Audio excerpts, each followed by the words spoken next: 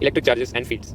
कुछ एक्सपीरियंसेस हैं, जैसे कि जब हम क्लोथ्स वगैरह उतारते हैं या फिर पहनते हैं उनको कभी-कभी, तो उसमें स्पार्कल या क्रैकल सी थोड़ी आवाज़ सी आती है, और ये ड्राई वेदर में स्पेशली होता है। और क्लोथ जैसे सिंथेटिक और स्वेटर टाइप्स के, और एक और जैसे लाइटनिंग ड्यूरिंग थंडरस्टॉर्म, और इलेक्ट्रिक शॉक लगता है हमें कभी-कभी, जैसे डोर या कोई भी हम कभी ऑब्जेक्ट को पकड़ते हैं। तो इन सब का रीजन क्या है कि generation of static electricity. Static means it does not move और चेंज विद टाइम, या फिर इसको हम ऐसे भी कह सकते हैं, it is due to discharge of electric charge through our body which was accumulated due to rubbing of insulating surface.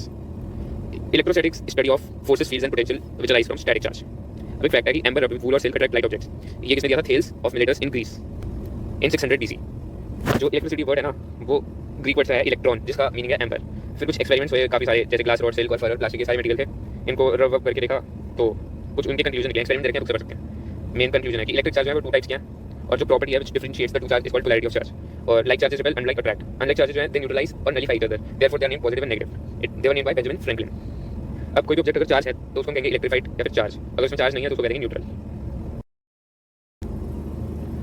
To detect charge, we have gold leaf electroscope, which is a very simple apparatus. It consists of metal rod housed in a box with two thin gold leaves attached at bottom and a knob at top. The degree of divergence is an indicator of amount of charge. Here is a diagram. ऊपर है metal knob, यहाँ metal rod, रबड़, gold leaf और ये window glass box है एक।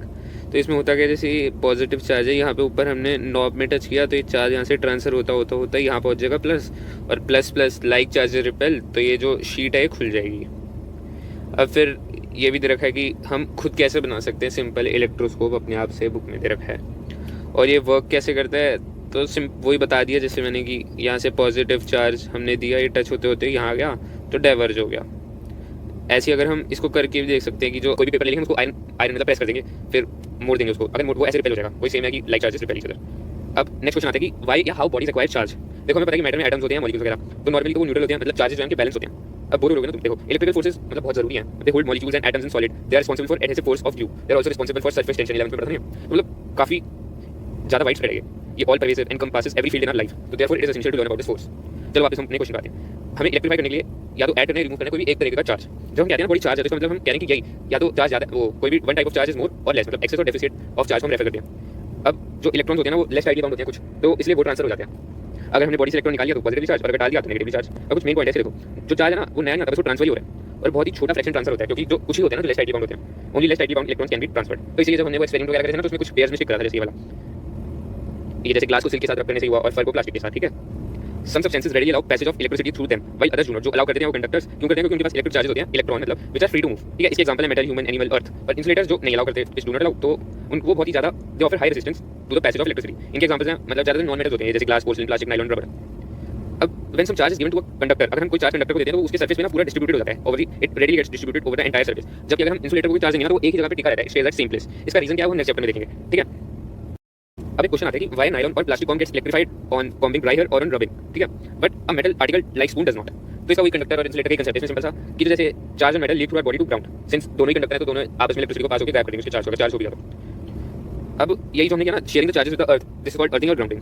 अब जैसे स्विच देखेंगे उसमें तीन कनेक्शंस होते हैं, दो तो वही लाइव और न्यूट्रल है, वो they carry current from power station, और तीसरी होती है ना अर्थ वायर, वो कनेक्टेड होती है इनसे। होता क्या है, ये जो अर्थ का सरफेस है ना, इसके नीचे थिक मेटल प्लेट हम बरी कर देते हैं, मतलब दफना देते हैं, तो इसमें थिक वायर्स होती हैं काफी, इसको हम कनेक्ट कर देते हैं अर्थिंग से। तो इसका यूज है मतलब कि ताकि ज़्यादा इलेक्ट्रिक शॉक ना लग पाए, मतलब करंट बाई चांस पास हो गया उससे। तो अब जैसे अगर कोई भी बॉडी चार्ज है, हमने उसको अर्थ से कॉन्टैक्ट किया तो उसका सारा चार्ज खत्म हो जाएगा। ये भी एक बहुत अच्छी सही प्रॉपर्टी है इसकी।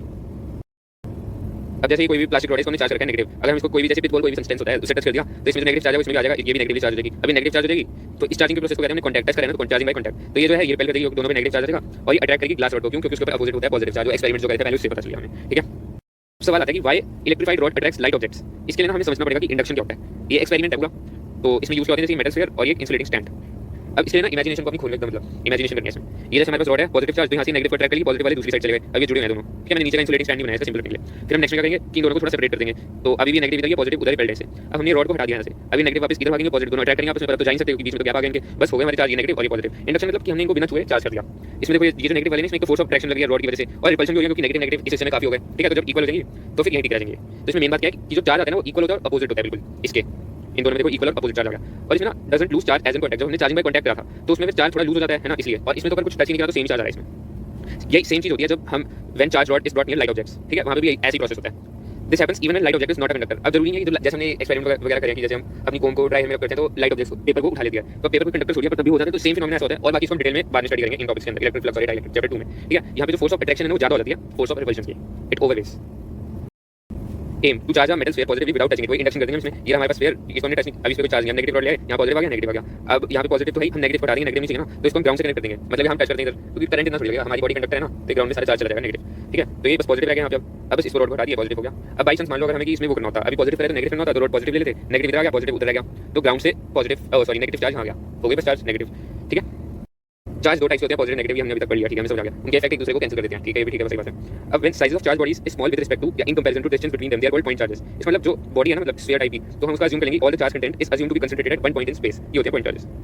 अब चार्ज की अभी तक हमने कोई क्वांटिटेटिव डेफिनेशन नहीं दी, वो हम मान लेते हैं कि दी जा सकती है, वो बाद में देख लेंगे। ठीक है, पर अभी के लिए मान लेते हैं कि हाँ भाई है कुछ चार्ज होता है, उसकी भी डेफिनेशन होगी, फिजिकल क्वांटिटी है तो इसकी डेफिनेशन देखते हैं। तो जैसे ये सिस्टम है कोई, इसमें चार्ज है Q1 Q2, तो इसका जो टोटल चार्ज होगा वो अलजेब्राइक एडिशन होगा Q1 Q2 का। तो मतलब अलजेब्राइक मतलब वही charges add like real numbers, तो इसका मतलब वो स्केलर है, वेक्टर नहीं है। अगर क्योंकि अलजेब्राइक एडिशन अगर वेक्टर होते तो वेक्टर एडिशन होता, ये प्रॉपर्टी को कहते हैं चार्जेस एडिटेड। ठीक है, अब चार्ज स्केलर है तो मास भी तो स्केलर है, तो हम इन दोनों में फटाफट कंपैरिजन देख लेते हैं। मास तो हमेशा पॉजिटिव होता है, कभी हमने नेगेटिव मास नहीं देखा, पर चार्ज पॉजिटिव भी हो सकता है, नेगेटिव भी हो सकता है, बाकी दोनों स्केलर है। ठीक है, अब during charging transfer of electron occurs, no new charges are created और destroyed, only redistribution of charge occur, इस प्रॉपर्टी को कहते हैं चार्जेस कंजर्व। अब एक पॉइंट है कि it is not possible to destroy या create next charge, but charge carrying particles may be created और डिस्ट्रॉयड। ठीक है, इसका एग्जांपल है जैसे nature create charge particle, neutron zero charge, वो न्यूट्रॉन टूट जाता है प्रोटॉन और इलेक्ट्रॉन में, क्योंकि ये प्रोटॉन पे प्लस होता है, इसमें माइनस होता है, प्लस माइनस मिलकर बन जाएगा, वो इस चार्ज तो सेम है, तो इस प्रॉपर्टी को कहते हैं चार्जेस कंजर्व। अब जो all free charges are integral multiple of basic unit of charge denoted by e, इसको हम ऐसे लिख सकते हैं charge q equal to n, क्योंकि चार्ज ऑन बॉडी n कोई भी इंटीजर 0 1 2 3 ऐसे नंबर्स, और ई क्या चार्ज कैरिड बाय इलेक्ट्रॉन ई, इसी को हम कहते हैं चार्जेस क्वांटाइजेशन फैक्ट है। जो क्वांटाइजेशन ऑफ चार्ज है वो पहले मतलब सजेस्ट किया था फैराडेज लॉ ऑफ इलेक्ट्रोलिसिस से थोड़ा हमें आइडिया मिला था, पर इसको एक्सपेरिमेंटली इसने प्रूफ करके दिखाया था मिलिकन ने 1912 में। ऐसा यूनिट ऑफ चार्ज होती है कूलम, इसकी डेफिनेशन दे सकते हैं हम इलेक्ट्रिक करंट की, ये फार्मूला होता है I = Q/T, तो Q = I, और डेफिनेशन देने कोई बड़ी बात नहीं है, वो लिख देंगे हम कि when current of 1 ampere flows for 1 second तो it is 1 coulomb of charge. अब ई जो वहां पे लिखा था हम Q = NE, ई की वैल्यू होती है 1.60292, हम इतनी याद कर लेंगे बस 1.6 × 10⁻⁻19 कूलम। अब एक कूलम चार्ज में ना 6 × 10⁻18 इलेक्ट्रॉन होते हैं, हम ये निकाल सकते हैं किससे, Q = NE से। तो हमारे पास जैसे ये है ना Q = NE, यहाँ पे चार्ज हमारे पास कितना 1, n हमें निकालना है कि कितने इलेक्ट्रॉन वेरीफाई करना चाहते हैं इतने। ठीक है, और ई तो हमें पता है 1.6 × 10 की पावर, बस यहाँ से n निकल जाएगा। ठीक है, तो आराम से वेरीफाई कर लें। अब नेक्स्ट पॉइंट है कि ये जो 1 कूलम चार्ज है ना, इलेक्ट्रोस्टैटिक्स में काफी बड़ा चार्ज है। हाँ 1 कूलम हम इसमें डील करते हैं तो इसलिए बहुत कम दिखाई देगा, हमें माइक्रो में देखने को मिलेगा, मिली में देखने को मिलेगा। ठीक है, अब since protons and electrons are the only basic charges in the universe, so all charges have to be integral multiple of e. ठीक है भाई, तो मान लेते हैं बॉडी में इलेक्ट्रॉन है n1 और प्रोटॉन्स है n2, तो इस पे टोटल चार्ज कितना होगा, वही Q = NE से निकालेंगे हम, n2 × E + n1 × -e, तो n2 - n1 × E। अब n1 और n2 इंटीजर है तो उनका डिफरेंस होगा वो भी इंटीजर होगा। ठीक है, तो इससे हमें क्या पता चलता है कि चार्ज कैन बी इंक्रीज और decrease in steps of E. Steps मतलब जैसे कि ऐसे सीरीओ टाइप, ये मतलब स्टेप मतलब ई का इंटीग्रल, वही क्वांटाइजेशन को बार-बार बताने की कोशिश करें। But step size E is very small, जो ई है ना बहुत ही छोटा, देखो 10⁻⁻19 में है। तो जब हम माइक्रोस्कोप मतलब बड़े लेवल पे अभी जो हमें दिख रहा है, तो वहाँ पे माइक्रोकूलम में बताया था मैंने डील करते हैं, और माइक्रोकूलम में तो ये जो फैक्ट है ना कि चार्ज कैन बी इंक्रीज और डिक्रीज इन स्टेप ऑफ ई, इतना विजिबल नहीं दिखाई देता, मतलब जो ग्रेनी नेचर ऑफ चार्ज है वो लॉस्ट हो जाता है, it appears to be continuous. इसको एक एनालॉजी से समझा सकते हैं, जैसे पॉइंट है अभी हम देख रहे हैं, अगर हम इसको दूर से देखेंगे ना तो हमें लाइन जैसे दिखेगा, है ना। और जैसे मान लो समुद्र है, तो अगर उसमें हमने एक मग्गा पानी निकाल भी लिया तो क्या फर्क पड़ता है समुद्र में, तो वहाँ पे हम अलग अलग देख सकते हैं 1 2 3 इतने इलेक्ट्रॉन निकले, तो क्वांटाइजेशन वहाँ पे इग्नोर की जा सकती है। तो माइक्रोस्कोपिक लेवल पे चार्जेस बहुत ही ज्यादा होते हैं विद रिस्पेक्ट टू ई, और जैसे 1 माइक्रोकूलम में देख लो तो 10⁻13 टाइम्स ई होता है उसमें, तो वहाँ पे क्वांटाइजेशन को हम इग्नोर कर सकते हैं, उसको कोई प्रैक्टिकल ऐसे यूज है नहीं, अप्रोक्सीमेट कर लेंगे हम। पर माइक्रोस्कोपिक लेवल पे जब चार्जेस 10 और या 100 मतलब काउंट करे जा सकते हैं, वो अलग अलग दिखते हैं डिस्क्रीट लम्स। अब डिस्क्रीट जैसे कि अलग अलग चीजें दिखती हैं हमें, और कंटीन्यूअस मतलब ये कंटीन्यूअस हो गया, तो वहाँ पे हमें अलग अलग दिख रही है, तो वहाँ पे तो क्वांटाइजेशन को इग्नोर नहीं कर सकते, तो वहाँ पे वो बहुत ही जरूरी होता है। ठीक है, अब यहाँ पे बॉडी है, इसमें से इलेक्ट्रॉन निकल रहे हैं 10⁻9 इलेक्ट्रॉन इस बॉडी से निकल के इसमें जा रहे हैं हर सेकंड, तो हमें बताने की कितना टाइम लगेगा कि 1 कूलम इस बॉडी पे डेवलप हो जाए, इसमें 0 है। ठीक है, तो हम कैलकुलेशन वगैरह करेंगे ना तो हमें पता चलेगा कि अप्रोक्सीमेटली 200 साल लग जाएंगे। तो इस क्वेश्चन से हमें ये सीखने को मिलेगा कि 1 कूलम, पहली बात तो कि 1 कूलम बहुत ही ज्यादा है, वो हमें बताया। ठीक है, और हमें ये भी बात ये डिपेंड करता है कि what is the number of electron in peace of 1 centimetre cube of material, मतलब नंबर डेंसिटी भी कह सकते हैं, number of electron per unit volume कितना है। तो फॉर एग्जांपल कॉपर के केस में 2.5 × 10⁻24 इलेक्ट्रॉन है पर सेंटीमीटर क्यूब। ठीक है, ये कैलकुलेशन यहाँ से देख सकते हैं, सिंपल यूनिटरी मेथड, और वो ये है Q = NE टाइप्स। ठीक है, सिंपल ये तो देख सकते हैं। अब इसमें देखो जैसे एक कप है उसमें वाटर भरा हुआ है, तो उसमें कितना पॉजिटिव और नेगेटिव चार्ज है वो बताना है हमें, तो हम कैलकुलेशन करेंगे तो उसमें आएगा 1.34 × 10⁻7 कूलम। तो इसमें अज्यूम कर लेंगे हम कि जो कप होता है वो 250 ग्राम का होता है, मान लेते हैं। तो अब इसमें थोड़ा बहुत केमिस्ट्री का मोल कंसेप्ट को यूज करके और ये Q = NE क्वांटाइजेशन को यूज करके बेसिक कंसेप्ट को यूज करके हमारा आंसर आ जाएगा 1.34 × 10⁻7। ठीक है, Coulomb's law, it is a quantitative statement about force between 2 point charges. अभी तक हमने देखा कि जो चार्जेस है वो रिपेल या अट्रैक्ट करते हैं तो फोर्स लगाते हैं दूसरे के ऊपर, पर वो कितनी होती है क्वांटिटेटिव, क्वालिटेटिव नहीं, क्वालिटेटिव मतलब क्यों लगाते हैं, ठीक है भाई, पर वो कितनी लगाते हैं वो स्टेटमेंट कूलम लॉ देता है। तो क्या है कि जो F है ना वो दोनों के चार्जेस के प्रोपोर्शनल होगी प्रोडक्ट के, और inversely proportional to distance between, जैसे ग्रेविटी में हमने पढ़ा था ग्रेविटेशनल फोर्स में G(m1m2r²), तो कुछ वैसे ही है उसके जैसा। और ये कब है वैक्यूम में, और पॉइंट चार्ज होने चाहिए, और it acts along line joining the charges. पर मेन सवाल उठता है कि जो कूलम है, how coulomb arrived at this expression, experiment किया था भाई। अब फोर्स को मेजर करने के लिए उसने डिवाइस यूज किया टॉर्शन बैलेंस। ठीक है, but the charges on sphere were unknown to begin. अब उसको पता नहीं था कि इस स्फीयर पे क्या चार्ज है, पता ही नहीं, तो उसने अपना दिमाग यूज किया, उसने माना कि चलो चार्ज तो है, ठीक है हमें पता है, इसमें मान लिया हमने चार्ज Q है, तो इसने ये अनचार्ज है और ये Q है, तो दोनों को टच किया तो दोनों में चार्ज Q/2 डेवलप हो गया, जो कि कंजर्वेशन ऑफ चार्ज हमने पढ़ा ना कि वो एडिटिव चार्ज एडिटिव है, चार्ज क्रिएट नहीं हो सकता। तो ये दोनों और चार्जिंग का कॉन्टैक्ट का भी प्रिंसिपल लगा सकते हैं। तो इसमें क्यों था, ये अनचार्ज था तो दोनों में आधा डिवाइड हो गया, जैसे Q/2। अगर हम इसको किसी अनचार्ज से करेंगे तो दोनों में फिर से इसका हो जाएगा Q/4 Q/4। ठीक है, बस सिंपल है। ऐसे उसने अलग अलग बना लिया डिफरेंट चार्ज, तो वही पेयर वाइज उसने बनाया और डिस्टेंस को वेरी किया पहले, फिर डिस्टेंस फिक्स कर दिया और ये दो चार्जेस को डिफरेंट वो चेंज करता गया, तो उससे वो पहुंचा। तो therefore he discovered the law without knowing the explicit magnitude of charge, मतलब उसको एक्चुअली पता नहीं था कि इसमें कितना चार्ज है, उसने तो मान लिया क्यू रिलेटिव देखा उसने फ्रैक्शन में, ठीक है। तो जो उसके बाद था उसने उसका बेस्ट यूज कर लिया। अब कूलम लॉ से हमारे पास ये वाला फॉर्मूला है F = k Q1 Q2 r², जहां पे k की वैल्यू होगी 9 × 10 की पावर 9, ठीक है। अब हम we can also give definition of charge using this, also we will see that 1 coulomb is 2 large, so बार-बार ये बात रिपीट होगी, 1 कूलम बहुत ज्यादा है, मिली कूलम और माइक्रो कूलम देख जाएंगे हमें, ठीक है। तो नेक्स्ट जो k है ना उसको हम लिखते हैं 1.45, इसको कहते हैं एप्सिलॉन नॉट, ये होता है permittivity of free space. Epsilon not की वैल्यू होती है 8.854 × 10⁻², यूनिट ये कूलम स्क्वायर न्यूटन इनवर्स पर मीटर, ये तो निकाल लेंगे वहां से यहीं से। और ये परमिटिविटी ऑफ फ्री स्पेस, इसमें ज्यादा डीप में जाने की जरूरत नहीं है, ठीक है। Since force is a vector therefore we must write Coulomb law in vector form, ठीक है। ये चार्ज q1 इसका पोजीशन वेक्टर r1 वेक्टर, ये q2 इसका पोजीशन वेक्टर r2 वेक्टर, ये q1 q2 पे फोर्स लगाएगा तो इसको लिखेंगे force on q due to 1, और यहाँ पे फोर्स ऑन 1 ड्यू टू 2, और ये r21 मतलब position vector of 2 with respect to 1, मतलब इस डायरेक्शन में ये position vector of 1 with respect to 2, r21 को लिख सकते हैं r2 - r1 वेक्टर, और ऐसे ही इनको लिख देंगे, और ये दोनों एक दूसरे के नेगेटिव, और ये यूनिट मतलब ये पूरी वेक्टर की नॉलेज मांग रहा है हमने जो 11th में ली थी, तो बस वही सिंपल वो कर लिया और फोर्स हमने लिख दिया f यहाँ पे 21 तो यहाँ पे भी 21 ऐसे है। तो जो भी हमारी वेक्टर की नॉलेज है उसको लगा के हम इस कंक्लूजन पे पहुंचेंगे कि ये F12 नेगेटिव है F21 के, तो ये Newton third law reaction is equal in positive reaction, उसको भी वेरीफाई करता है कूलम लॉ, ठीक है। अब कूलम लॉ वैक्यूम में हमने कहा था ना, वैक्यूम में ही है पहले, अगर जैसे मान लो चार्ज हमको किसी हमने मैटर में रखा हुआ है या फिर दो चार्ज के बीच में मैटर है, तो थोड़ी सिचुएशन ना कॉम्प्लिकेटेड हो सकती है। तो क्यों हो सकती है, क्योंकि जो इस मैटर है ना इसके भी चार्ज कॉन्स्टिट्यूएंट बीच में आएंगे, तो इसकी इलेक्ट्रोस्टैटिक्स हम नेक्स्ट चैप्टर में देखेंगे। अब कूलम लॉ और ग्रेविटेशन लॉ थोड़े सिमिलर है ना, इनमें फटाफट से देख लेते हैं क्या रिलेशन है। ये होता है इलेक्ट्रोस्टैटिक फोर्स के लिए ग्रेविटेशनल फोर्स के लिए, दोनों इसमें पॉइंट चार्ज होता है, इसमें पॉइंट मास होता है, और दोनों इनवर्स स्क्वायर लॉ का मतलब प्रोपोर्शनल होते हैं 1/r² के, 1/r मतलब डिस्टेंस, ठीक है। अब यहाँ पे हमें रेशियो निकालना है इलेक्ट्रिक फोर्स और ग्रेविटेशनल फोर्स का फॉर इलेक्ट्रॉन प्रोटॉन और दो प्रोटॉन के बीच का, ठीक है। तो हम वही सिंपल जो डायरेक्ट फॉर्मूले हैं वो लगा के कैलकुलेशन थोड़ी बहुत करके हम आंसर निकाल सकते हैं। मेन बात ये बतानी चाहिए, ये 10⁻39 के आसपास और ये 36 के आसपास आ गया, तो मेन बात ये है कि जो ये इलेक्ट्रिकल फोर्स है वो बहुत ज़्यादा बड़ी होती है ग्रेविटेशनल फोर्स से, ये की पॉइंट है इसका। अब एक और हमें बताना है कि इलेक्ट्रॉन और प्रोटॉन के बीच में जो फोर्स वगैरह लगे तो उसकी वजह से एक्सेलरेशन क्या होगी, वो हम सिंपल लगा सकते हैं ये फॉर्मूले की वजह से, कूलम लॉ और ये मास इनटू एक्सेलरेशन वाला बेसिक, तो हम दोनों की एक्सेलरेशन निकल सकते हैं। तो और ये देखो कितना आ रहा है 10⁻22 और 90, मतलब बहुत ही ज़्यादा है एक्सेलरेशन ड्यू टू ग्रेविटी, जो 10 होती है 10 मीटर पर सेकंड या 9.8, ये कुछ डेटा वगैरह देखा था। नेक्स्ट क्वेश्चन, ये कोई बॉडी है ए, ये बी, तो ये इस पर फोर्स लगाएगी, ये रिपल्शन होगी इधर, और फिर अब हमने किया क्या इसमें, जो ए है ना उसको कोई दूसरी सी से टच करा और बी को डी से, तो इसमें चार्ज है यहाँ पे दो आगे बढ़ गए, जैसे पहले उसने कहा था जो उसने भी दिमाग लगाया था कूलम ने। अब यहाँ पे जैसे 2 से तो ये भी आगे बढ़ गए, आइडेंटिकल है ना, क्योंकि अब इसमें 2 है और यहाँ पे 1 है, और डिस्टेंस हमने 5 कर दिया यहाँ पे, और यहाँ पे था 10। अब what is the repulsion of a बतानी है हमें, ओरिजिनल चार्ज मान लेते हैं ए पे क्यू और बी पे क्यू डैश, तो वही कूलम लॉ लगाएंगे। अब आइडेंटिकल तो आधा बढ़ गया, और अब यहाँ पे हमने बेसिक जो वैल्यू वगैरह डाल के हमें मिलेगा कि जो फोर्स है वो सेम ही गया पहले जैसी। अब कूलम लॉ हमने दो चार्जेस ले देखा है, पर so how to calculate force and there are more than 2 charges, तो वेक्टर सम करेंगे, फोर्स वेक्टर है, इसी को सुपरपोजिशन कहते हैं बस। Individual forces are unaffected due to presence of vector, simply superposition vector sum vectorially add कर देंगे कि फोर्स है, फोर्स वेक्टर है। और electrostatics basically consequence of Coulomb law superposition principle, simple है बस, कूलम लॉ सुपरपोजिशन प्रिंसिपल पे based है। अब यहाँ पे ABC एक इक्विलेटरल ट्रायंगल रखा है, यहाँ पे इसकी तीनों वर्टेक्स पे रखा हुआ है हमने चार्ज Q हमें बीच में कोई कैपिटल Q चार्ज रखा है, उस पे फोर्स कितनी लगेगी वो बताना है। तो हम सिमेट्री से देख के बता सकते हैं कि Q लगेगी, क्योंकि जैसे इसमें ये चार्ज है, ये वाला चार्ज है इसमें ऐसे फोर्स लगा देगा, ये वाला इधर और ये वाला चार्ज ऐसे, क्योंकि लाइन जॉइनिंग, तो ये सिमेट्री से हमें पता चल रहा है सेम है ना, तो इक्वल फोर्स लगेगी, तो ये नेट फोर्स 0 है। बाकी हम मैथ्स का यूज करके भी कर सकते हैं, इसमें मैथमेटिकली वेरीफाई कर सकते हैं, तो ये सॉल्यूशन वगैरह देखें।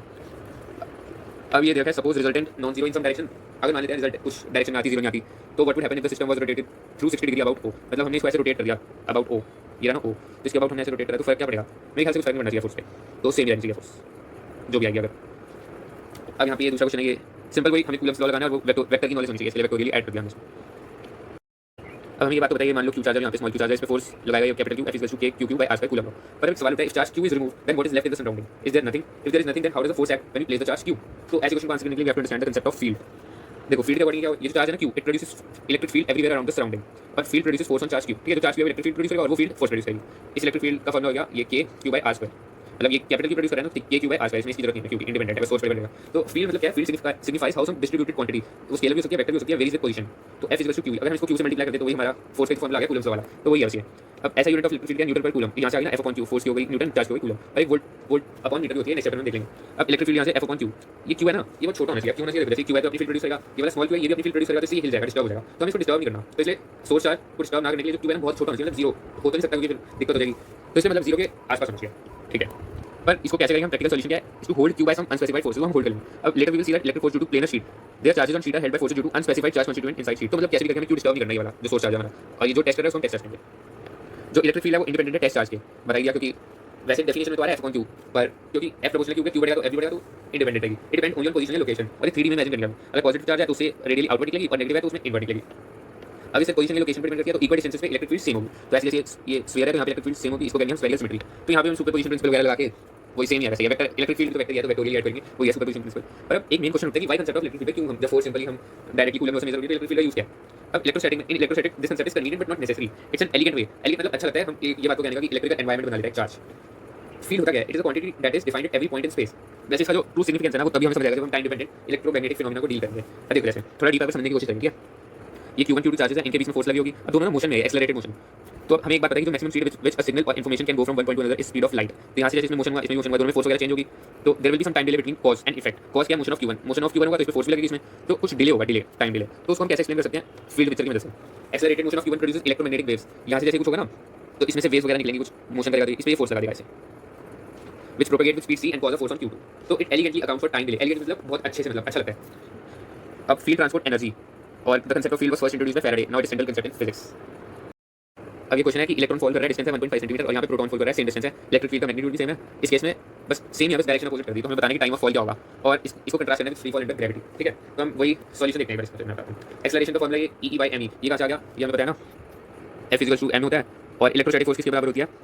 Q × E।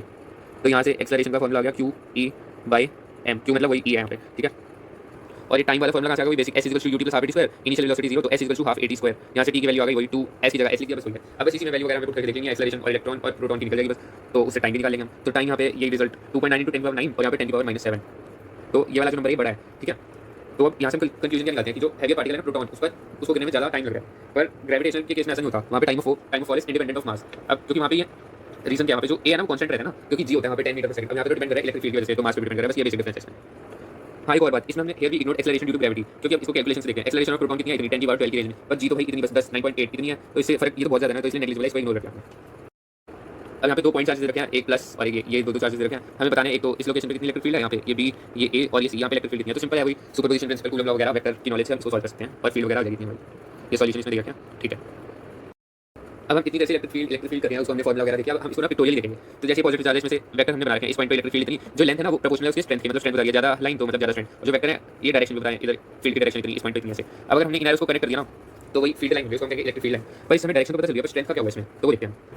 इस समय स्ट्रेंथ भी पता चल गया, स्ट्रेंथ गायब नहीं हुई, कैसे? जो डेंसिटी है ना उससे। अब यहाँ पे जैसे जो फील्ड वगैरह में ज़्यादा क्लोज है, तो यहाँ पे फील्ड ज़्यादा स्ट्रॉन्ग है, और यहाँ पे दूर है, खुला है, तो इसलिए यहाँ पे स्ट्रेंथ कम हो गई। अब इसको थोड़ा हम इसमें भी मैथ लगा के देखते हैं। डेंसिटी मतलब है कि number of lines which are perpendicular to cross sectional area.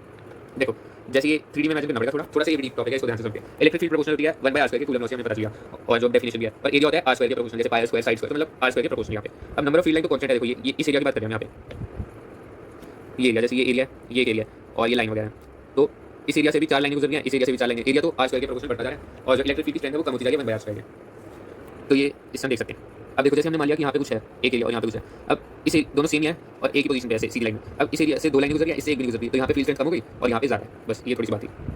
अगर हम इसको और डिटेल में समझे तो सॉलिड एंगल के कंसेप्ट से भी समझ सकते हैं। इसको हम कहेंगे द एंगल इन 3D, जैसे 2D में होते हैं ना, ये पॉइंट है, ये लाइन है L, और यहाँ पे r डिस्टेंस पे है, तो थीटा = L/r, ये हमने बेसिक्स में पढ़ा है। तो 3D में भी सिमिलर कैसे है। अब यहाँ पे L की जगह एरिया ले लिया हमने, तो यहाँ पे जो एंगल बनेगा वो होगा, इसको ओमेगा कह सकते हैं। तो ये होगा, जैसे यहाँ पे L था तो यहाँ S, और एरिया में r² स्क्वायर आता है, तो स्क्वायर आ गया यहाँ पे, तो यहाँ से फॉर्मूला हमारे पास ये आ गया। अब देखते हैं जो यहाँ पे ये एंगल है वो तो सेम ही रहेगा, अगर हम इस पिक्चर की बात करें एंगल तो सेम ही पड़ रहा है यहाँ पे, तो S प्रोपोर्शनल हो गया r² के। अब जो n मतलब जो नंबर ऑफ फील्ड लाइन यहाँ से पास करेंगे ये भी सेम है, ठीक है, और डेंसिटी होती है number of field line upon area. अब एरिया किसके प्रोपोर्शनल है? r² के, तो डेंसिटी किसके प्रोपोर्शनल होगी? डायरेक्ट 1/r² के, और डेंसिटी हमने बताया था कि स्ट्रेंथ को बताएगी, तो स्ट्रेंथ प्रोपोर्शनल होगी 1/r²। तो ये हम बार बार वेरीफाई करेंगे कि फील्ड लाइन मतलब जो फील्ड है वो 1/r² के प्रोपोर्शनल है। तो अब जो फील्ड लाइन है वो इन्वेंट किसने करी थी? फैराडे ने। ये एक इंट्यूटिव मतलब देख के पता लगा सकते हैं हम, इसमें ज़्यादा मैथ की विजुअलाइजिंग की जरूरत है, इसमें क्रिएटिविटी, तो ये नॉन मैथमेटिकल वे है और विजुअलाइजिंग है काफी। तो पिक्टोरियल हम इसमें रिप्रेजेंट करेंगे इलेक्ट्रिक फील्ड को। जो फैराडे है उसने इसको कहा लाइन ऑफ फोर्स, पर हम ये टर्म यूज नहीं करेंगे क्योंकि कंफ्यूजिंग है। जब हम मैग्नेटिक फील्ड वगैरह आगे पढ़ेंगे तो वहाँ पे कंफ्यूज होता है, क्योंकि फोर्स थोड़ी लगाती है, मतलब फोर्स इसके लॉन्ग लगती है, मैग्नेटिक फील्ड में बाद में देखेंगे। अगर इलेक्ट्रिक फील्ड लाइन की डेफिनेशन वगैरह देखिए जो एग्जाम में लिखी है, तो it is a curve tangent to it at each point give direction of net field at that point, और स्पेस का मतलब 3D में होता है, तो it gives vivid pictorial description. Vivid मतलब बहुत ही क्लियर, मतलब अच्छे से। अब जैसे ड्राइंग देखो, ये प्लस प्लस ये बता रहे कि रिपल्शन हो रही है दोनों के बीच, और यहाँ पे प्लस और माइनस है, तो यहाँ बता रहे कि अट्रैक्शन हो रही है स्पेसेस, मतलब ये पिक्टोरियल है। मतलब फैराडे को पसंद था वो मैथ्स है, वो देख के ड्राइंग पसंद है उसको, इसलिए। अब कुछ प्रॉपर्टीज देख लेते हैं इलेक्ट्रिक फील्ड लाइन की। ये स्टार्ट करेंगी पॉजिटिव चार्ज से, एंड करेंगी नेगेटिव पे। अगर सिंगल है तो स्टार्ट तो पॉजिटिव से करेंगी एंड इंफिनिटी पे करेंगी, जैसे यहाँ से ये पॉजिटिव से स्टार्ट होगी एंड करेगी इंफिनिटी पे। ये कंटीन्यूअस होगी without breaks in charge region, they never cross each other और they don't form close loops. ये वाला इंपॉर्टेंट पॉइंट है थोड़ा, they don't form close loop. ये क्यों आता है? क्योंकि जो इलेक्ट्रिक फील्ड है कंजर्वेटिव नेचर होती है, इसको हम डिटेल में देखेंगे चैप्टर 2 में। अब ये कोई भी सरफेस है, इसको ds नाम दें, इसका एरिया ds है, यहाँ से लिक्विड फ्लो कर रहा है, स्पीड भी है उसकी, तो हमें rate of flow of liquid होगा उसका volume crossing the area per unit time. अब देखो जैसे ये एरिया, तो इसका एरिया यहाँ से v वेलोसिटी से चल रहा है, ठीक है, तो डिस्टेंस ये कितना होगा? स्पीड इनटू टाइम हम 1 सेकंड लेंगे तो v के बराबर आ जाएगा, तो वॉल्यूम कितनी होती है? Area of base into height, मतलब v इनटू ds होगा। तो इसी को हम कहते हैं कि flux of liquid flowing across plane, ठीक है, और ये जो प्लेन है परपेंडिकुलर होना चाहिए, इससे फ्लो के नॉर्मल। अगर नहीं है तो हम सब परपेंडिकुलर पोजीशन लेंगे, ट्रिग्नोमेट्री वगैरह लगा के ds cos थीटा टर्म। अब ऐसी एक एनालॉगस क्वांटिटी हम बनाएंगे इलेक्ट्रिक फ्लक्स, पर यहाँ पे कोई एक्चुअल फ्लो नहीं हो रहा, जैसे वहाँ पे लिक्विड फ्लो रहा था, ठीक है। In electric field lines we saw that जो डेंसिटी ऑफ लाइन है वो प्रोपोर्शनल है स्ट्रेंथ के, मतलब n by area is proportional to E है ना, नंबर ऑफ फील्ड लाइन, और ये एरिया जो परपेंडिकुलर होना चाहिए उसमें जो हमने किया था। तो यहाँ से हमारे पास आ गया नंबर ऑफ फील्ड लाइन जो क्रॉसिंग होगी वो प्रोपोर्शनल होगी E into एरिया के, मतलब डेल्टा S के। अब मान लेते हैं अगर हमने एरिया को टिल्ट कर दिया तो नंबर जो क्रॉस करेगा वो भी चेंज हो जाएगा, और हमें एरिया जो परपेंडिकुलर है इलेक्ट्रिक फील्ड लाइन की, ये मेन बात है। तो यहाँ पे n हो गया E delta S cos theta, जो हमने यहाँ पे जैसे ही पाया ये डेल्टा cos थीटा वाला कंपोनेंट, तो ये नंबर जो क्रॉस करेगा वो इससे प्रोपोर्शनल होगा। तो अब हमें यहाँ से क्या बात सीखने को मिलती है कि जो एरिया एलिमेंट है ना उसका मैग्नीट्यूड तो ठीक है इंपॉर्टेंट है, पर उसकी ओरिएंटेशन भी इंपॉर्टेंट है। तो हम इसको एक वेक्टर की तरह ट्रीट करेंगे क्योंकि डायरेक्शन भी इंपॉर्टेंट है उसकी। तो इसकी डायरेक्शन क्या होगी, नॉर्मल टू दी सरफेस, जैसे कोई भी सरफेस है, चलो 3D में बनाता हूं इसको मैं, ये जैसे ऐसा, तो नॉर्मल टू दी सरफेस ऐसा इमेजिन करने की कोशिश करो, ये होगा एरिया एलिमेंट वेक्टर की डायरेक्शन, ठीक है। और अगर कोई क्लोज सरफेस है ना तो उसकी आउटवर्ड डायरेक्शन को देंगे, क्योंकि नॉर्मल तो दो एरो बना सकते हैं हम, अंदर भी और बाहर भी, तो हम आउटवर्ड वाला लेंगे कन्वेंशन है, ठीक है, क्लोज सरफेस की। तो इलेक्ट्रिक फ्लक्स क्या होता है, डेल्टा फाई से डिनोट करेंगे electric field dot area vector dot product, क्योंकि E delta S cos theta हो जाएगा, और ये प्रोपोर्शन किसके होगा, number of field line cutting the area element. इसकी यूनिट होगी न्यूटन पर कूलम मीटर स्क्वायर, वो तो हम निकाल लेंगे फॉर्मूले से। अब ये अप्रोक्सीमेटली अगर टोटल निकालना है तो सम कर देंगे हम इलेक्ट्रिक फील्ड और इसका।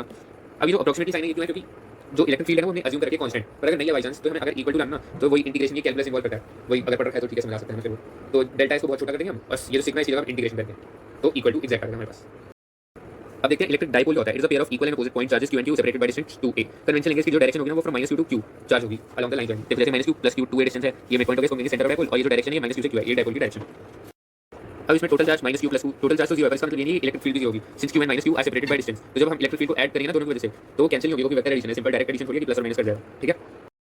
और जब डिस्टेंस जो होगा ना फील्ड का, जहाँ पे जिस भी पॉइंट पे हम मेजर करें, अगर वो उसकी सेपरेशन से बहुत ज़्यादा है तो फील्ड नियरली कैंसिल आउट, और electric field fall much faster than 1/r², इससे भी ज़्यादा तेजी से गिरेगी। तो इन सबको these ideas are borne out by explicit calculation, तो हम इसको भी वेरीफाई कर सकते हैं, ठीक है, कैलकुलेशन वगैरह करके। हमें electric field due to dipole निकालनी है तो हम वही कूलम लॉ और सुपरपोजिशन प्रिंसिपल यूज करेंगे। सिंपल हम एक तो डाइपोल एक्सिस पर निकाल सकते हैं, राइट, इक्वेटोरियल प्लेन पर, इक्वेटोरियल प्लेन मतलब plane perpendicular to the axis through centre, और कोई भी जनरल पॉइंट पर निकाल सकते हैं, √-q प्लस q निकाल के उनको ऐड कर देंगे वेक्टर एडिशन। तो चलो एक्सिस पर निकाल के देखते हैं इसको।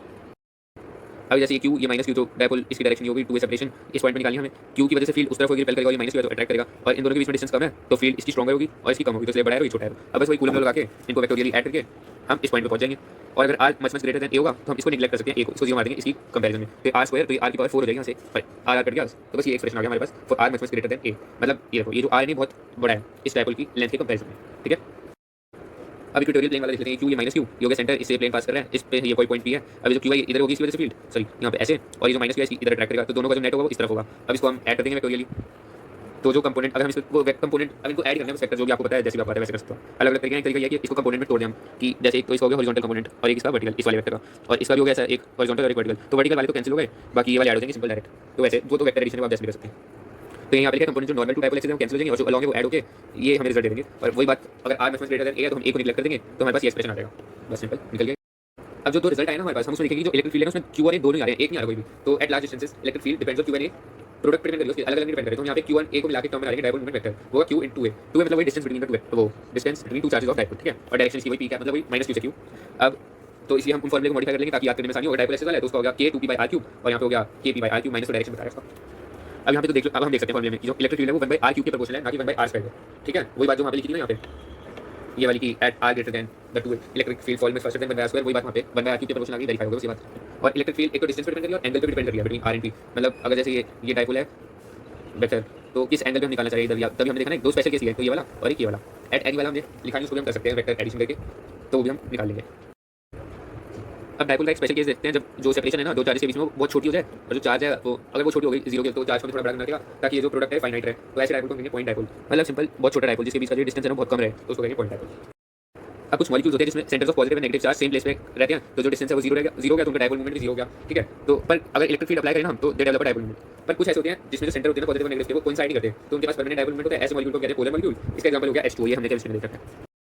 अब यहाँ पे वही जो भी हमने फॉर्मूला निकाले तो उसमें न्यूमेरिकल डायरेक्ट सिंपल्स है, ये डाइपोल एक्सिस पे निकालेंगे तो k2p/r3, और यहाँ इधर इक्वेटोरियल प्लेन पे निकालेंगे तो k p/r3, वही डायरेक्ट शॉर्ट वो स्पेशल केस जो निकाले थे r much greater than a, यहाँ पे सेंटीमीटर में कहाँ सेंटीमीटर कहाँ मिलीमीटर, तो इसलिए बड़ा हो गया तो डायरेक्ट वो स्पेशल केस वाला यूज कर सकते हैं इसमें। Now let us consider a permanent dipole placed in uniform external field E. Permanent dipole मतलब ये इलेक्ट्रिक फील्ड हो चाहे ना हो उसके पास इतना डाइपोल मोमेंट है उसका भी वेक्टर, ये -q ये q इलेक्ट्रिक फील्ड इस डायरेक्शन में, ये हो गया इसका मिड पॉइंट, तो ये इलेक्ट्रिक फील्ड के साथ थीटा एंगल बना रहा है, ठीक है। तो ये जो -q पे इधर नीचे फोर्स लगेगी F = q, क्योंकि नेगेटिव है तो नीचे लगेगी और इसमें q है तो सेम डायरेक्शन लगाएगा। अब दोनों फोर्स इक्वल एंड अपोजिट है, तो एक डॉट बना लेंगे, ये ऐसे घुमाने की कोशिश करेगा इस ऐसे डाइपोल को। अब देखते हैं इसमें नेट फोर्स तो 0 है, फोर्स है डिफरेंट पॉइंट्स पे, तो देयरफॉर टॉर्क लगेगी इसमें सिस्टम पे। अब when net force equals to 0 तो टॉर्क को हम कहेंगे कपल, और जो कपल है that is independent of origin, ठीक है। अब टॉर्क का फॉर्मूला क्या होता है, force into perpendicular distance between two forces, तो मतलब ये जैसे ये कोई भी फोर्स और इन दोनों फोर्स के बीच में परपेंडिकुलर डिस्टेंस, ये ऐसे और ये ऐसे, इसके बीच में परपेंडिकुलर डिस्टेंस मतलब ये वाला डिस्टेंस, इन दोनों की लाइन ऑफ एक्शन के बीच में ये डिस्टेंस हमें निकालना है। तो ये डिस्टेंस हम ट्रिग्नोमेट्री से निकालेंगे, आ जाएगा 2a sin थीटा, ठीक है। अब वो कैसे आया तो मैं थोड़ा हिंट दे देता हूँ। जैसे ये 2a इसकी पूरी लेंथ है, तो अगर हम इसके कंपोनेंट करेंगे ना इस वेक्टर के, एक तो हो गया इसके इलेक्ट्रिक फील्ड के लॉन्ग की तरह से हॉरिजॉन्टल, और एक हो गया वर्टिकल, तो ये थीटा एंगल पे है, तो ये जो इधर होता है वो cos थीटा वाला हो गया, और जो इधर है वो sin थीटा वाला। बस बाकी आपका जो भी आपको टेक्निक पता है उसे निकाल सकते हैं। मेन डिस्टेंस निकाली हमने 2a sin थीटा, और फोर्स हमें पता है क्यू, तो ये टॉर्क आ गया 2 क्यू, ये आ गया। और इसकी जो डायरेक्शन है normal to plane coming out of paper, तो इसको हम वेक्टोरियल लिख सकते हैं p cross e। Out of paper को जैसे हम ऐसे लिखते हैं ना डॉट से, तो coming out of paper direction, और इसको जब हम खोलेंगे तो पी sin थीटा आएगा। अब ये p मतलब वही बताया था ना कि 2a into Q, charge into separation, वो होता है डायपोल मोमेंट, तो ये हो गया पी ई एच आ गया फॉर्मूला। अब ये जो टॉर्क है ना, ये torque tend to align dipole with the field, जब वो अलाइन हो जाती है तो टॉर्क 0 हो गई। अब what happens the field is not uniform, आपके ऊपर हमने लिखा था ना फील्ड यूनिफॉर्म है, तो अगर फील्ड यूनिफॉर्म नहीं होगी तो उसमें फोर्स भी लगेगी, टॉर्क भी लगेगा, और ये जो फोर्स है it depends upon orientation of B with respect to E. A comb run through dry hair attracts piece of paper, ये फैक्ट है, तो इसको हम एक्सप्लेन कर सकते हैं इसलिए जो कॉम्ब है वो acquire charge due to friction, पर पेपर चार्ज नहीं है, तो उन दोनों के बीच में अट्रैक्टिव फोर्स कैसे लग गया, ठीक है, इसको हम एक्सप्लेन कर सकते हैं ऐसे। अब जो चार्ज फॉर्म है that polarises paper, induces the polarisation मतलब it induces the net dipole moment in direction of field, तो उसमें फोर्स वगैरह लग के electric field to comb not uniform, तो उसमें पेपर डायरेक्ट फोर्स लगा देगा, फोर्स लगेगी इलेक्ट्रिक फील्ड की वजह से डायपोल है उसमें, तो वो अट्रैक्ट हो जाएगा, ठीक है। अभी तक हमने ऐसे चार्जेस देखे अलग अलग point charge, different discrete charge, पर एक्चुअल में हमारे पास ऐसे थोड़ी होती है ऑब्जेक्ट, हमारे पास तो कंटीन्यूअस ऑब्जेक्ट होते हैं ना, तो वही है इसमें जैसे लाइन चार्ज, अगर लाइन है तो हम एक टर्म डिफाइन कर देंगे लाइन चार्ज डेंसिटी, मतलब चार्ज पर यूनिट लेंथ, अगर सरफेस मतलब एरिया तो इसमें सिग्मा डिफाइन कर दिया हमने चार्ज अपॉन एरिया, और अगर वॉल्यूम है तो चार्ज अपॉन वॉल्यूम, तो हो गया वॉल्यूम चार्ज डेंसिटी। अब यहाँ पे जो ये डेल्टा है delta V they are microscopically large but macroscopically small, मतलब ये इतने तो लार्ज हैं कि जो छोटे छोटे चार्ज पार्टिकल्स हैं इसमें अलग अलग पॉइंट वाले वो इसमें आ जाएंगे, पर मैक्रोस्कोपिकली अभी अगर हम हमारे पॉइंट ऑफ व्यू से देखें जैसे देख सकते हैं तो बहुत छोटा सा हिस्सा है, ठीक है। तो अगर हमें टोटल इलेक्ट्रिक फील्ड निकाली हो तो अप्रोक्सीमेटली आ जाएगी 1.45 एप्सिलॉन नॉट, सम कर देंगे हम इसका, जो हमने ये टोटल चार्ज हो गया अपॉन जो डिस्टेंस है उसकी। अगर हमें वही जैसे हमने पहले किया था अप्रोक्सीमेट आना है, तो डेल्टा वी जो है छोटे छोटे जो हिस्से करेंगे बहुत छोटे होने चाहिए टेंडिंग टू 0, और जो समेशन है इसको हम रिप्लेस कर देंगे इंटीग्रेशन से, तो हमारे पास ये एग्जैक्ट आ जाएगा। Now let us find the total flux through a sphere of radius r which encloses the point charge q at its center. This is the figure. This is small area element delta s. Electric field charge is here and electric field is along delta s. This is the radius and this is the entire surface area of sphere. So flux for this small element will be electric field delta s, which is electric field is given by Coulomb's law, kq by r square, and direction होगी r cap along, इधर radius along और delta s। अब ये जो है इनकी direction same है ना, तो इसको हटा देते हैं डायरेक्शन को, since normal to sphere at every point is along radius, therefore delta s and r cap have same direction, तो यहाँ से फ्लक्स आ गया हमारे पास kq by r square into delta s। अब इसको हमें टोटल फ्लक्स निकालना है तो सम कर देंगे हम ऑल डेल्टा s के लिए, ये कांस्टेंट है ये तो बाहर आ जाएगी क्योंकि r सेम है ना सबके लिए, ये वाली टर्म बाहर आ गई। अब बस हमें समेशन करना है डेल्टा s का, तो डेल्टा s समेशन s होगा पूरा सरफेस एरिया हो जाएगा ना स्फीयर का, तो सरफेस एरिया ऑफ स्फीयर का 4 पाई r स्क्वायर, ये 4 पाई r स्क्वायर आ गया, और तो यहाँ से हमारे पास टोटल फ्लक्स आ गया q अपॉन एप्सिलॉन नॉट। अब ये ना जनरल रिजल्ट है, इसको हम कहते हैं गॉस लॉ, ठीक है, गॉस लॉ। तो हम इसकी स्टेटमेंट लिख सकते हैं जैसे electric flux through close surface s is equal to q upon epsilon not, q क्या total charge enclosed by surface, not total electric flux through a close surface is 0 if no total charges enclosed by surface. इसको explain करने के लिए ये example है, ये जैसे cylindrical surface है कोई, इलेक्ट्रिक फील्ड ऐसे इस डायरेक्शन में, ये तीन सरफेस में डिवाइड करते हैं 1 2 और ये 3, ये इलेक्ट्रिक फील्ड यूनिफॉर्म, तो टोटल फ्लक्स हो गया इस सरफेस का फ्लक्स, इस सरफेस का फ्लक्स प्लस इस थर्ड का, तो थर्ड का तो 0 हो गया क्योंकि क्रॉस तो करेंगे, या फिर ऐसे भी सोच सकते हैं कि जो इसका एरिया एलिमेंट है उसके ऐसे परपेंडिकुलर होगा तो cos 90 0 हो जाएगा, या फिर सिंपल डायरेक्ट सोच सकते हैं कि क्रॉस तो करनी नहीं है इस सरफेस को, तो इसलिए 0 हो गया। अब phi 1 और phi 2 इक्वल होगा, एक नेगेटिव हो जाएगा और एक पॉजिटिव, तो टोटल फ्लक्स तो 0 आ जाएगा। और वैसे इसको ऐसे भी सोच सकते हैं कि जितनी लाइनें यहाँ से अंदर गई उतनी बाहर आ गई, तो फ्लक्स 0 हो गया, क्रॉस नहीं होगा कोई भी, नेट फ्लक्स 0। ये जैसे यहाँ पे इधर ऐसे इधर तो अपोजिट डायरेक्शन में इसलिए माइनस हो गया, यहाँ सेम डायरेक्शन में तो प्लस, बाकी इसको एंगल से भी सोच सकते हैं कि cos 0 cos phi है वो देखना आपको जैसे नहीं है। अब गॉस लॉ है ना, it is true for any close surface. अब और कुछ बातें इसकी मेन पॉइंट्स देखते हैं। जो फ्लक्स होता है अपॉन एप्सिलॉन नॉट, यहाँ पे क्यों क्या sum of all charges enclosed by surface, charges कहीं भी प्रेजेंट हो सकते हैं, वहाँ पे हमने डिराइव जो करा था एग्जांपल जब फ्लक्स फाइंड करते थे तो वहाँ पे तो सेंटर में था, पर यही खास बात है कि जो चार्ज है वो कहीं भी located anywhere inside the surface हो सकते हैं। अब जो गॉसियन सरफेस है उसकी कुछ चार्जेस अंदर होंगे कुछ बाहर होंगे, तो हम देखते हैं इसको। ये फ्लक्स का एक्सप्रेशन होता है E dot S is equal to q upon epsilon not. ये जो q है ना, ये total charge only for inside, जो चार्ज अंदर होंगे बस वही आएगा यहाँ पे q, पर ये जो इलेक्ट्रिक फील्ड है ना, due to all the charges both inside and outside, ठीक है। पर एक क्वेश्चन है, आप देखो Gaussian surface should not pass through discrete charge, discrete मतलब वही ऐसे वाले पॉइंट चार्ज, सिंगल अलग अलग चार्जेस उनसे पास नहीं होना चाहिए। क्यों? क्योंकि electric field to system of discrete charges not very find at location of any charge, क्योंकि जब हम चार्ज के एकदम पास चले जाएंगे ना तो इलेक्ट्रिक फील्ड इतनी ज्यादा होगी मतलब कोई हद नहीं है उसकी विदाउट एनी बॉन्ड, पर वो it can pass through continuous charge distribution, continuous वही जो जहाँ पे सिग्मा और वो रो वगैरह बताए थे ना, तो होते हैं कंटीन्यूअस। अब next point, Gauss law is used to calculate electric field in symmetric system very easily. Symmetry का जहाँ पे सिमेट्री होगी ना वहाँ पे इजीली कैलकुलेट कर लेंगे, आगे आएगा। It is based on inverse square law, जैसे कूलम लॉ था 1/r स्क्वायर के प्रोपोर्शनल होता है। अगर इसका कोई इवोल्यूशन हुआ तो दैट मींस कि we have departure from inverse square law, और सब गलत है। अब ये क्वेश्चन है कि जो इलेक्ट्रिक फील्ड अलोंग x है वो ऐसे अल्फा x की पावर 1/2 और y और z के अलोंग 0 है। अल्फा की वैल्यू रखी है, हमें बताना है फ्लक्स थ्रू द क्यू क्या है और चार्ज विद क्यू क्या है। a की वैल्यू रखी है 0.1, ये फिगर भी रखी है। तो सिंपल वही करेंगे हम, पहले इसमें हमने इलेक्ट्रिक फील्ड निकाल ली लेफ्ट और राइट सरफेस, क्योंकि इसमें बाकी सरफेस में तो ये वाला सरफेस, ये आगे वाला सरफेस, ये पीछे वाला, नीचे वाला, यहाँ से तो पास ही नहीं हो रही, बस जस्ट टच करके ऐसे निकल रही है, स्लाइड करके क्रॉस तो नहीं हो रही ना यहाँ से फील्ड, इधर से क्रॉस होगी ऐसे ऐसे ऐसे यहाँ से क्रॉस होगी, तो ऊपर 0 होगी, बस जो फ्लक्स होगा लेफ्ट और राइट वाले सरफेस की वजह से होगा। तो अब बस हमने पहले इलेक्ट्रिक फील्ड निकाली दोनों की, फिर लेफ्ट वाले का फ्लक्स निकाल लिया, राइट वाले का फ्लक्स निकाल लिया, फिर टोटल फ्लक्स निकाल लिया। टोटल फ्लक्स हमारा आ गया, बस ये निकालना था। फिर गॉस लॉ से हमने क्यों निकाल लिया, phi into epsilon नॉट करके, बस सिंपल है। तो अब नेक्स्ट क्वेश्चन में इलेक्ट्रिक फील्ड रखी है 200 आई कैप जब x पॉजिटिव है और -200 आई कैप जब x नेगेटिव है, और राइट सर्कुलर सिलेंडर रखा है, उसकी लेंथ रखी है, रेडियस रखा है, और उसका सेंटर है ना वो ओरिजिन पे है, x is along x axis है। एक face x is equal to +10 centimetre पे, अदर -10 सेंटीमीटर पे। तो इस पूरे डेटा को अगर हम इसमें ऐसे देखें तो ये फिगर बना रखी है, ये सिलेंडर हो गया, ये सेंटर इसका o पे हो गया ओरिजिन, यहाँ पे x, तो इलेक्ट्रिक फील्ड अगर इधर है तो इस फेस पे इधर आएगी इलेक्ट्रिक फील्ड, और अगर यहाँ लेस देन 0 है मतलब नेगेटिव x तो इधर आएगी। अब हमें बताना है इसमें net outward flux to each flat face, मतलब इस फेस से कितना फ्लक्स है। फिर बताना flux through side of cylinder, मतलब ये वाली साइड, इस साइड। तो ये हम देख के बता सकते हैं कि जीरो है, क्योंकि कट तो करनी थी, बस पास ही हो लिया चलाएंगे तो जीरो हो गया, ठीक है, जीरो ये तो देखिए हमने। Net outward flux through cylinder, net outward flux मतलब this plus this plus this, इसका जीरो, तो इन दोनों को ऐड कर देंगे बस। अब net charge inside the cylinder, जब नेट आउटवर्ड फ्लक्स निकाल लिया तो गॉस लॉ से हम क्यों निकालेंगे, फाइंड द एप्सिलॉन नॉट। तो वही है बस, इसमें 5 through left, electric field into area, electric field into area करके हमने ये लेफ्ट वाले सरफेस का निकाल लिया, राइट वाले का भी ऐसे सेम आ गया, तो साइड में परपेंडिकुलर तो वो जीरो फ्लक्स जीरो, और यहाँ से टोटल फ्लक्स दोनों को प्लस करके ये आ गया, तो यहाँ से क्यू भी सिंपली आ गया, सिंपल। अब हमने वहाँ पे देखा था कंटिन्यूस चार्ज डिस्ट्रीब्यूशन में कि ये इलेक्ट्रिक फील्ड को हम अप्रोक्सीमेटली ऐसे लिख सकते हैं, सम ऑफ ऑल डेल्टा वी। तो ये सिंपल, वो ये कूलम लॉ, ये चार्ज हो गया ना, क्योंकि वो बताया था जैसे कि ये होगी वॉल्यूम चार्ज डेंसिटी, तो मतलब क्यू अपॉन वॉल्यूम, तो डेल्टा वी होगी ना वॉल्यूम, तो यहाँ से क्यू अपॉन आर स्क्वायर, वो ये क्यू अपॉन आर स्क्वायर, पर ये समेशन है ना, वो कंटिन्यूस चार्ज डिस्ट्रीब्यूशन, तो ये हर बार पॉसिबल नहीं है सम करना, इंटीग्रेशन वगैरह। तो हम बस कुछ सिंपल केसेस देखेंगे जहाँ पे जो सिमेट्रिकल होंगे। तो for symmetric charge distribution use Gauss law to find electric field very easily. बता रहा था ना कि गॉस लॉ यूज हो सकता है सिमेट्रिक केसेस में, तो इन सिमेट्रिक केसेस की बात है। तो हम देखते हैं कौन कौन से इसके एग्जांपल हैं, कौन से केसेस हैं, ठीक है, सिमेट्रिक वाले। ये हमने एक वायर रखी है जो कि इनफाइनाइटली लॉन्ग है, थिन है, स्ट्रेट है, और इसकी यूनिफॉर्म लीनियर चार्ज डेंसिटी है लैम्डा, ये तो हमने पता किया पहले से। अब ये फिगर है जैसे कि इनफाइनाइटली लॉन्ग वायर है, चलती रहेगी, हमने उसके एक हिस्से पे फोकस कराया, ये जूम कर लिया इसको हमने, ठीक है। अब ये 3D में इमेजिन करना पड़ेगा कि जैसे ये पेन है, इसके अराउंड ये हमने एक लूप बना दिया, ठीक है। तो यहाँ पे इस पॉइंट की वजह से फील्ड ऐसी होगी और इस पॉइंट की वजह से फील्ड ऐसी होगी, तो नेट फील्ड इधर ही होगी, जैसे हमने पहले करके देखा था कि इसके कंपोनेंट एक ऐसे हो जाएंगे और ऐसे, और इस वेक्टर के इधर और इधर, तो वर्टिकल वाली तो कैंसिल, नेट इधर आएगी। और ये मैटर नहीं करता कि पॉइंट कहाँ पे है, क्योंकि इनफाइनाइटली है ना, इसलिए हम कोई से भी पॉइंट ले सकते हैं, तो एंड पॉइंट मैटर नहीं करेगा, ठीक है। तो इससे हमें क्या पता चल रहा है कि जो इलेक्ट्रिक फील्ड है ना, वो हमेशा रेडियल होगी, ऐसे सर्कल, ऐसे ऐसे ऐसे ऐसे ऐसे, ठीक है। चलो डायरेक्शन का तो पता चल गया, हम फाइंड करेंगे एक्चुअली होगी कितनी। यहाँ पे गॉसियन सरफेस हमने लेना है सिलेंड्रिकल, ये हो गई हमारी लाइन चार्ज, और ये हमने गॉसियन सरफेस बना लिया सिलेंड्रिकल। तो हमें इलेक्ट्रिक फील्ड पता है कि ऐसे 3D में आसपास होगी गोल गोल, इसके बिल्कुल सिलेंडर में। तो इस पॉइंट में जैसे इलेक्ट्रिक फील्ड इधर है, तो और यहाँ पे इधर तो फ्लक्स तो जीरो होगा, क्योंकि पास नहीं करी जैसे अभी तक हमने प्रैक्टिस करी, यहाँ से बस कट नहीं करी ना, इसी पॉइंट से कट कर दिया जो सिलेंड्रिकल वाला इधर। तो अब इसका एरिया हो गया 2πr l, क्योंकि इसकी लेंथ हमने मैथ में पढ़ाई है 2πr होता है सिलेंडर का कर्व सरफेस एरिया। तो फ्लक्स हो गया सिंपल E इंटू एरिया, मतलब 2πr l, और क्यू कितना हो गया यहाँ पे, क्यू हो गया लैम्डा टाइम्स l, वही डेफिनेशन से लैम्डा की चार्ज पर यूनिट लेंथ, तो क्यू हो गया लैम्डा इंटू l और अपॉन एप्सिलॉन नॉट। तो अब इलेक्ट्रिक फील्ड यहाँ से आ गई lambda upon 2π epsilon naught r, एन क्या हो गया यहाँ पे पॉइंटिंग रेडियल वेक्टर, ठीक है, सिलेंडर से। अब जो पॉइंट वहाँ पे बताया था कि जो इस फॉर्मूले में जो चार्ज आता है that is only enclosed charge, but जो E है that is due to all the charges, मतलब पूरी वायर में, तो हमारी पूरी वायर की इलेक्ट्रिक फील्ड निकल गई सिंपल तरीके से। नेक्स्ट एग्जांपल देखते हैं शीट का। ये यूनिफॉर्मली चार्ज है, प्लेन है, इनफाइनाइट है भी, और इसका सिग्मा मतलब uniform surface charge density ST sigma. ये शीट, ये 3D में इमेजिन करना पड़ेगा, ये वाई, ये जेड एक्सिस और ये ऐसे एक्स एक्सिस। तो जो फील्ड है वो यहाँ से इधर प्लस प्लस चार्ज है ना, और पीछे भी प्लस है, तो फील्ड इस तरफ ऐसे और इस तरफ ऐसे। तो यहाँ पे हमने गॉसियन सरफेस ये लिया रेक्टेंगुलर पैरेललोपिड, मतलब कुछ नहीं है, क्यूब मान लेंगे हम, वैसे सिलेंडर भी ले सकते थे। तो हमें मेन बस इस सरफेस पे फोकस करना है, क्योंकि यहाँ पे तो फ्लक्स जीरो हो जाएगा, बाकी साइड में क्योंकि कट थोड़ी करी, यहाँ से बस ऐसे ऊपर ऊपर स्लाइड करी, उसके कट नहीं करी, क्रॉस नहीं करी, तो फ्लक्स जीरो हो गया, बस इस सरफेस पे और इस सरफेस पे कट करेगी, तो इसलिए यहाँ पे फ्लक्स बनेगा हमारा, ठीक है।